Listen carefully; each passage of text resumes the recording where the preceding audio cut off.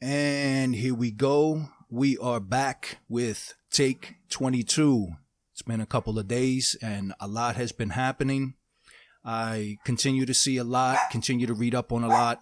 There's a whole lot that I need to catch up on, but I wouldn't be able to do that in time to, let's say, do another take, because I've been putting it off because more and more information continues to come out on what's happening between Steem and Hive.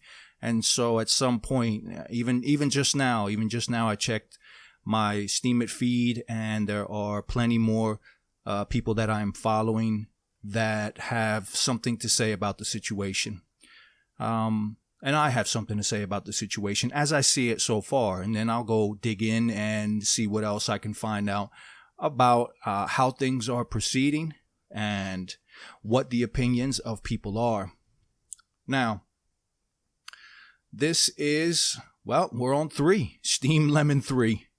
These Steem Lemons keep popping up, and I keep looking at the sour truth of things so that I can have my understanding. Because you see, in the end, we all have to evaluate the situation for how we see it, how we're personally affected by it, and how it affects our personal beliefs and our ideologies. Because in the end, we are bringing our beliefs and ideologies into this, but we're also bringing emotional reactions to this. A lot of us are behaving in a reactionary way. Some of us are more progressive. Some of us are more authoritarian, and others are just fanatical about what it is that they see through the lenses of their own foggy glasses or rosy glasses. I don't know. So this is Steem Lemon 3, Deep Betrayal and the Level Playing Field. If we're all going to be honest, we need to really return to the beginning of the situation. Deep betrayal for me is what this really boils down to. Now, most people are not going to care about that.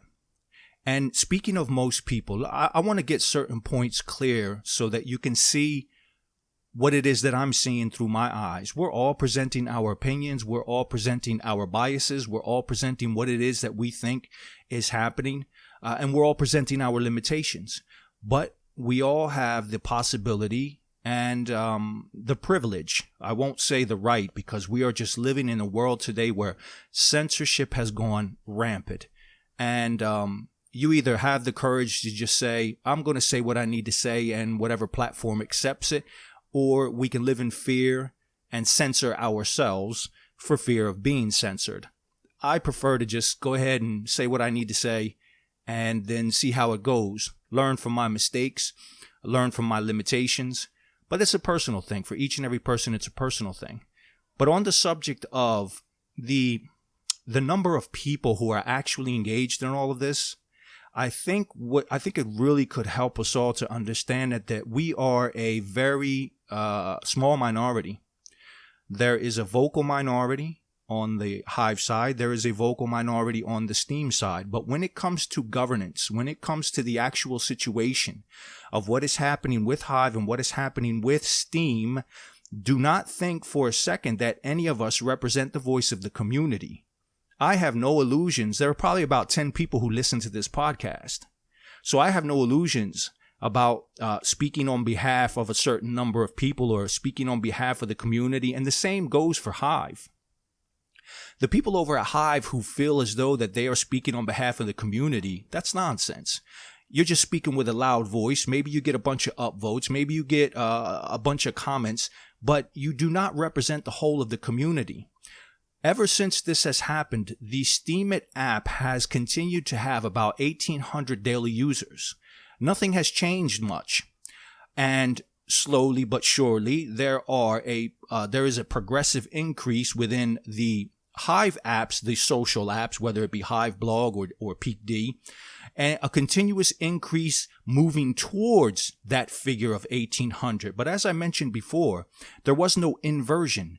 There was no draining out of daily users from the Steemit app and an equal rising on the Hive side. So in other words, the vast majority of people who are engaged in the Hive Steem situation are playing both sides of the fence, chasing rewards.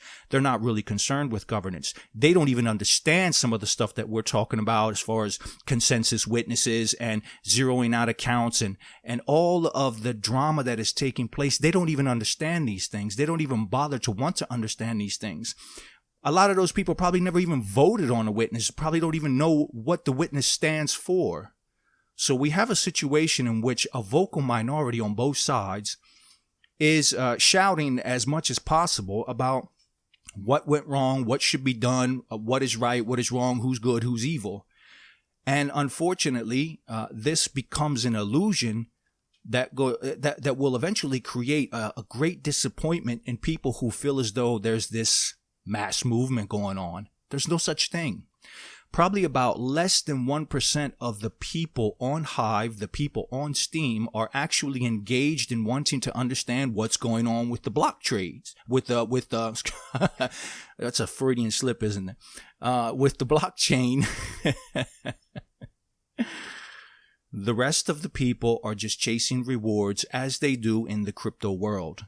And at least they're aware of being part of just, a crypto world, where you can go to a faucet and get yourself a couple of coins here, a couple of coins there. A lot of people treat the Steem network as a place where you can just collect some digital collectibles, Steem tokens, just like Tron tokens or Doge coins. When you go to these faucets or you go to these cloud miners, it's nothing personal. It's nothing business. It's just some pastime to get some digital coins that seemingly have some value, as opposed to, the digital coins you may collect on some of the Zynga games you play on Facebook, instead of these kind of games where you're given a false sense of having some kind of monetary value on what it is that you're doing in your activity.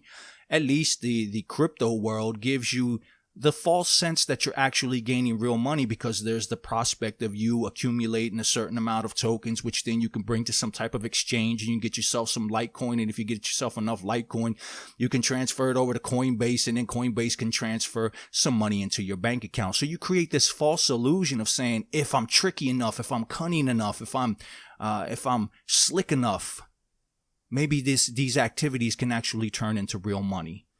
And that's where all of the illusion gets created. But the number one illusion that we're all playing with ourselves right now and fooling ourselves with is the idea that we have this mass consciousness of people who are thinking along the lines that we're thinking.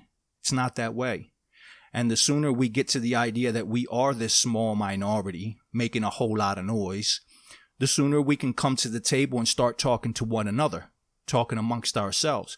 Because believe it or not, that's what's going to end up happening here, whether we like it or not. We either remain silent in the same room, or we can sit down in the same room and start to really figure out what the real situation is, who is involved, and how to fix it if there is a desire to fix it.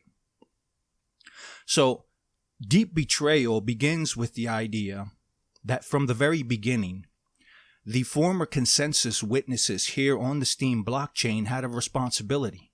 They were given the responsibility through the votes that they were given from the people on the blockchain. And remember, we're talking about rules of the blockchain. We're talking about delegated proof of stake as it has been set up between the users of the Steem blockchain and the creators of the Steem blockchain. Everything else is your personal opinion. Everything else is your personal ideology. Those people who came into the Steem system and wanted decentralization came in and found that there was not a system with decentralization. The former witnesses brought their ideology that they wanted to decentralize Steem because they found it to not be decentralized. But we never asked the group. The people who are here never asked this. This was something that was hoisted on to the Steemit community to say we need to fight for decentralization.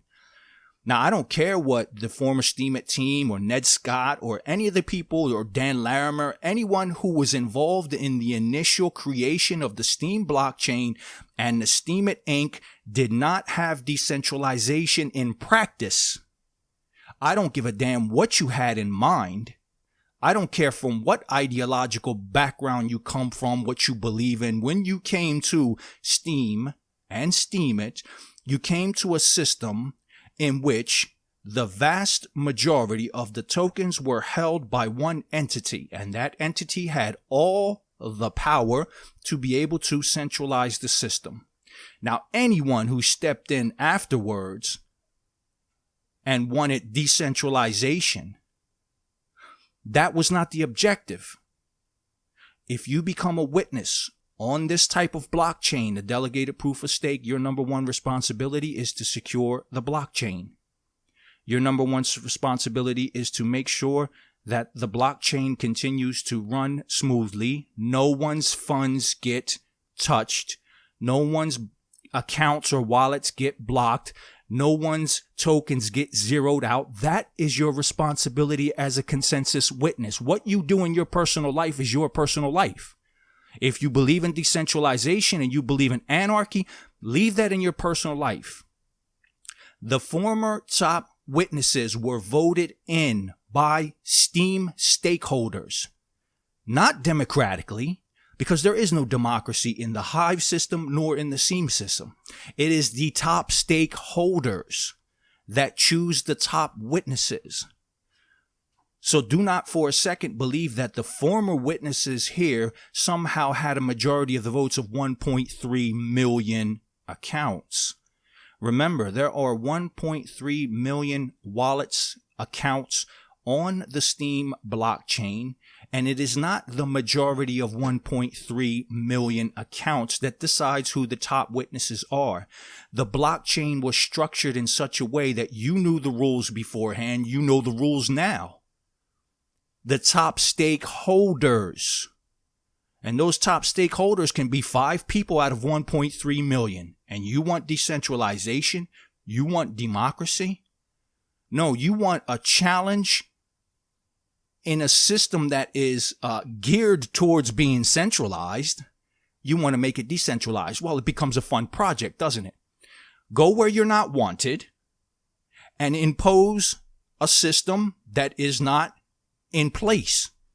It's like a Muslim going into a Catholic church and saying, we need to get the Quran in here. It's like a Catholic going into a mosque and saying, we need to get the Bible in here. You understand where I'm going with this? It's like the Democrats going into the Republicans and telling them, listen, we need to have our agenda, and let's just make this the great challenge of our lifetime. You came into a system that was geared towards centralization. You achieved the votes of the majority of stakeholders, not the majority of Steemians. Please try to differentiate the two, because it's the same thing that's happening over at Steem, at Hive. You do not have the majority of 1.3 million accounts because you also have 1.3 million accounts. Isn't that something that you copied a system in which 1.3 million accounts have been abandoned? And now you want to sell that system to the public and say, hey, come to our Hive network. We have a successful social media in which 1.3 million people have left. And they haven't come back. They didn't come back because Hive suddenly caused the blockchain and the system to be reborn. You have the same exact people on both sides. And neither side has ever recuperated any of those 1.3 million accounts. And I know some of them are alt accounts, but the vast majority, I mean, we're talking about 1,800 to 2,000 people who are left out of 1.3 million. Yeah, I've included the alt accounts because I don't think there are that many alt accounts. And hey, listen, we can go for 1 million if you want. Maybe 300,000 are alt accounts and 1 million are normal accounts. That's still 1 million people who left and never came back. So we have nothing to hoot and rah about. We don't have a successful system. We have a failing system. On top of that, we have somebody who's copied the failing system and want to pretend like they have the future of the success of the system in mind. You guys don't have a plan. We don't have a plan. Nobody has a plan. All we have in our hands is a mess. So the deep betrayal comes from the very beginning. Top witnesses were given the responsibility to secure the blockchain, to secure the tokens on the blockchain. And what did they do?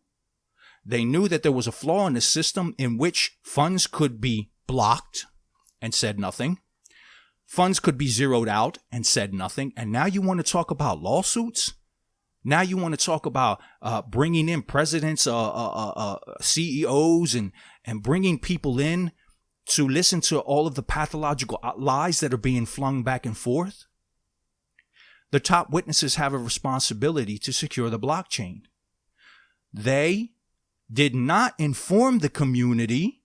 They did not inform the major stakeholders who had given them all of their votes, because they knew that they would have lost their votes and they would have been kicked out of they would have been kicked out of the system.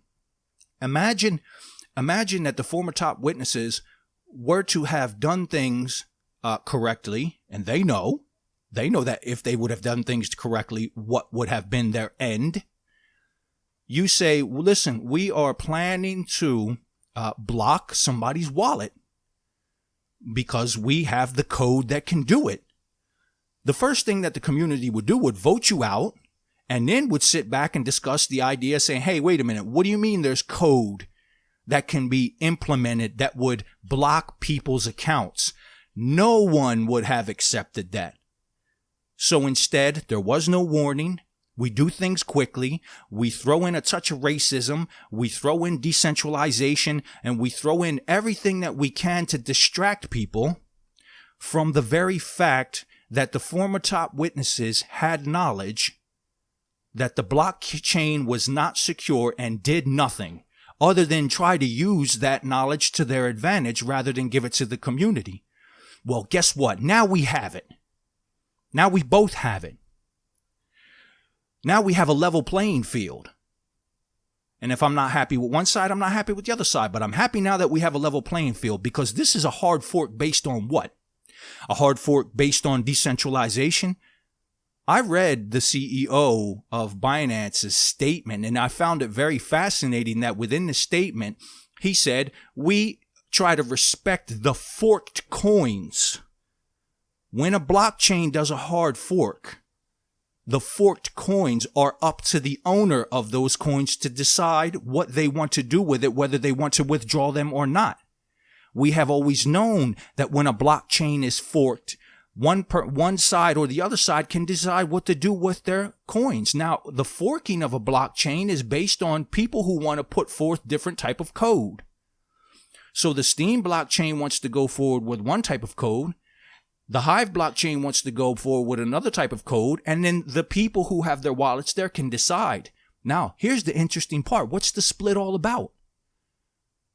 We're in this level playing field now. What is the split really about? Why has the Steem blockchain hard forked into Hive? And what is the code? I don't give a damn about your ideologies or what you think you are about your pseudo profile, your pseudo identity. What do we have now? We have a Hive blockchain that has code that is based on zeroing out people's accounts and transferring those funds to another account. We now have that same exact code on the Steem blockchain. And what is the difference between the two blockchains? Well, we can't agree upon which accounts to zero out. So we both go our separate ways and we take our code with us, but it's the same code on both sides. Hey, this is open source code, isn't it? Well, thank you. I have some great news for the Hive High Council and their minions. The code worked. Congratulations. It's open source. Give it out to the world. Isn't open source wonderful? It's code that you can put out into the world that anybody can use to their benefit. Open source code that allows you to zero out accounts and transfer those funds to a different account and have the books balanced out at the end of the day. Oh, open ledger, open source. Aren't these wonderful principles that you believe in? Do you really believe in letting the people decide? Do you really believe in letting everyone participate on the project? You created open source code and stop with this silly airdropping. These are all the pathological lies that have been put out there in order to make this fiasco go forward in such a way where everyone's screaming and yelling and nobody really sees through all the smoke and mirrors. The code that is up there, open source, anyone can use, and that is compatible with delegated proof of stake that has been designed for the Steem blockchain, and the Hive blockchain. This open source code now allows you to zero out accounts and take the tokens from those accounts and transfer them over to a single account. Hive did it, and they did it successfully, and the exchanges accepted this. Exchanges accepted this. The CEO of Binance either does not know what Hive did, otherwise why would he make the statement, we like to respect people's choice to be able to have their forked coins. When a blockchain does a hard fork, the forked coins are the decision of the wallet holder to be able to decide which one they want to keep, if they want to keep both or if they want to transfer one out and leave the other. The forked coins. Now, either he does not know and was lied to, or he does know and is sending an admonition to the Hive blockchain. You see, this isn't going to go before any judge. No judge is going to care about this case. There is no case here. There is an internal matter now where we're all at the table using the same code. See, now we have a level playing field. All of you who are screaming about your money, I want my money, I want this, I want that. You invested in open source code that zeroes out accounts. Aren't you proud of yourself now? Isn't that open source code out there for anyone to use as they wish? They can even modify it if they want, right? Isn't that the spirit of open source? Isn't that the spirit of decentralization? Or is it now that the code that you invested in, this is code that you invested in. Go look at the code that you put your money on. You gambled on it. Oh, you're not happy with it now? You don't like that that code gets used against you, but you do like that that code gets used against someone else, but just not you. You either like that code or you don't like that code. You either use your power, you use your influence, and you use your resources and your money to fight the wrong that has been created, or you want things to be lopsided, in which case you don't deserve any justice. So we now have a level playing field in which a blockchain has forked with a disagreement between the two chains, and the disagreement is this: which accounts get zeroed out and which account gets to have the money or the funds or the tokens, depending on if you're playing the simulation or not, where those tokens go. This is the difference between the Steem blockchain now and the Hive blockchain. It is a question of code that zeroes out accounts. And that's the only subject that needs to come to the table. That's the only thing that needs to change. And you know what? As long as this subject remained on the Hive side, then it was easy for the Hive the Hive goons and everyone else to just kind of ignore the issue and continue to bang the drums of saying, oh, no, well, this was about Justin Sun and he's a Chinese communist. And no, this was about the Steem Inc. and their centralizing force, and they did ninja minded. All of the bullshit that you guys have up to this point used in order to justify your position. Now the real subject comes to the table. Is it okay to zero out accounts and transfer those tokens over to an account that is in your hands? Did not the former witnesses betray the community? They were voted upon by the community to secure the blockchain. They did not do that. They had no intentions on doing that. They had no intentions on informing the people, because the people would have been against them. So they just simply said, okay, let's hard fork. Let's hard fork. Let's keep our positions. Let's keep our power. And not only keep our power, but consolidate more power. Let's transfer tokens into an account that, just in case in the future somebody tries to take the top witnesses out, well, we got an account with 83 million tokens in it. We can just do what it is that Justin Sun did with the Steem tokens, with that mass accumulated Steem tokens. But we'll do it on a grander scale, because now we have 83 million tokens in our favor. These people will never lose their positions. They will never allow anyone to take their positions. They have created a comfort zone in which they themselves can now have the sense of security of saying, well, we don't have to worry about anybody coming in and buying up a certain amount of tokens, which would then allow them to vote other people in and take our place as the consensus witnesses. These consensus witnesses that are at the Hive blockchain have no intentions of leaving those positions, nor do they care about free market, nor do they care about democracy, nor do they care about decentralization. They will stay there in those positions until the Hive system fails. And while they are acting like crabs in a bucket, they want Steem to fail as well. This is about a destructive way to have a temper tantrum. And they will stop at nothing. But now we have a level playing field. And the real discussion at the table now is, what can we do about code that can be inserted on the Steem or the Hive blockchain, which could zero out accounts? This is both sides now. Now we're both dealing with the same problem. And good. The hell with all of you.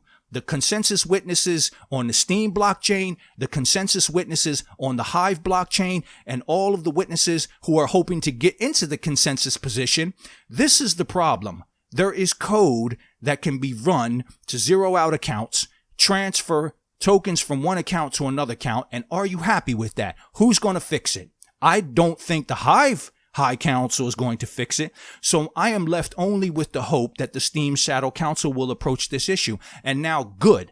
Excellent. Now we have the code on our blockchain, and we don't have to sit here and ask the Hive blockchain to do something about it, because they're not going to do a damn thing about it. So it's great. I think it's great that we have this code. I think it's great that we have this hard fork. I think it's great that we have this problem, because now, at least now, we can call upon the developers if they're willing. We can call upon the consensus witnesses and other witnesses if they're willing. We can call upon the Steem It team, Justin Sun, whoever, and say, is there anyone who is available to create a system in which funds cannot be blocked, tokens cannot be zeroed out? Otherwise, we're all fucked and the system dies. And whoever has the greatest success of getting some kind of return on their investment, because if that's all that you care about, then hey, that's what gets left of the crumbling situation that we find ourselves in at the moment. So now we have a level playing field. And I don't care what the people over at Hive have to say about the situation. They can cry, bitch, and moan about their money that they think that they have. But they have to come to the table. And there was someone who wrote an article basically saying, and I think rightly so, even though I don't agree with the whole of the post, that to prove guilt on one side is to prove guilt on the other side. In the tradition of cryptocurrencies, a blockchain hard forks, it does not zero out any of one's wallets. This is a unique situation in which people need to ask themselves, is this the future that we want for cryptocurrencies? Or was the original idea of having safe wallets which could not be zeroed out, which could not be blocked? Because that's what we have on both blockchains. The Hive blockchain still has this code and still has the capability with the top consensus witnesses to do another hard fork and zero out other accounts. The problem has not been solved. Hard forking over into Hive has not solved the problem. It has simply given the problem a new home with new masters of the home. Masters that cannot lose their position. Masters that cannot be challenged. The Hive High Council will not accept any kind of dissent. What they have done now has to be protected, has to be justified, has to be rationalized. And it's amazing to see so many people with their ideologies that are lending themselves to something which can simply be reduced down to this very simple steam lemon. Deep betrayal of the community who voted for the consensus witnesses to keep the blockchain safe, keep funds from being zeroed out or blocked. And on the other side, now we have a level playing field in which both blockchains have the same code. Now, who is willing to find a way, open source, to make these blockchains such that this hard fork 23 on both sides can never, ever happen again? Because if you can't figure that out, then delegated proof of stake goes in the dumping grounds. Thank you for listening.